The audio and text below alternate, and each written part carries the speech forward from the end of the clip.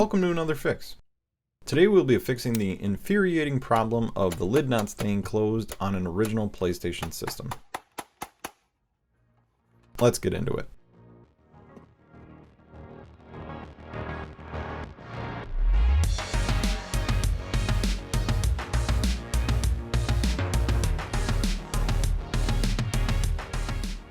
Let's first open the PS1. Thankfully, this is before hidden screws were popular and everything is easily accessible from the bottom of the system. I've seen many temporary fixes for these buttons sticking, and they are all really just avoiding fixing the problem, like using tape to keep the lid closed or putting books on top of it to hold it shut. This is a pretty simple fix, and you really only need a screwdriver, maybe some sandpaper, and a few cleaning supplies to have it permanently fixed. To get at the button, you need to remove the two screws holding in the lid mechanism. Use the same Phillips screwdriver to remove these along with the slide lock.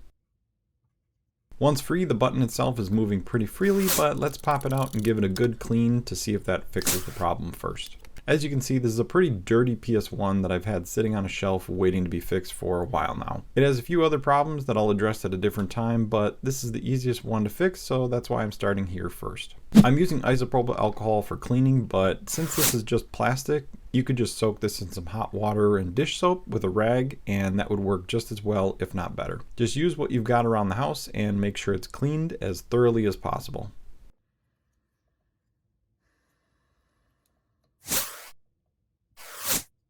I'm also using a tweezers to remove the spring on the bottom of the opener here, but you can remove it with a screwdriver or even your fingers if you can get at it easily enough. I'm just cleaning these parts up to make sure there's nothing catching to cause that button to stick in place at all. The same goes for the spot on the main case where the button goes into. Just clean this out and make sure there is no debris left behind in the holes or in the bottom of the button well. Reassemble everything and test it out. The button looks like it is floating freely here, but once you add a little bit of pressure, that could change.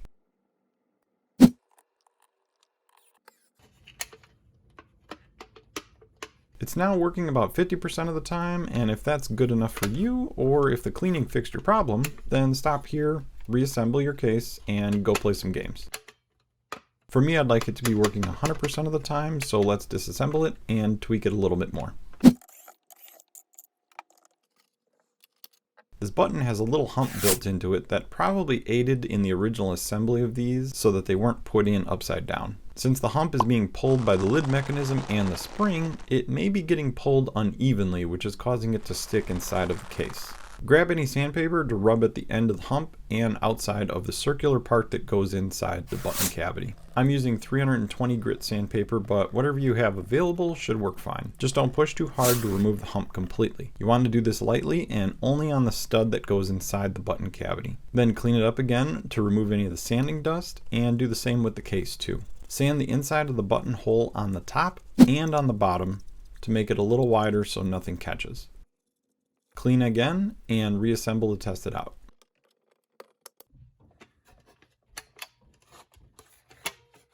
It looks good, but how many times in a row will it work?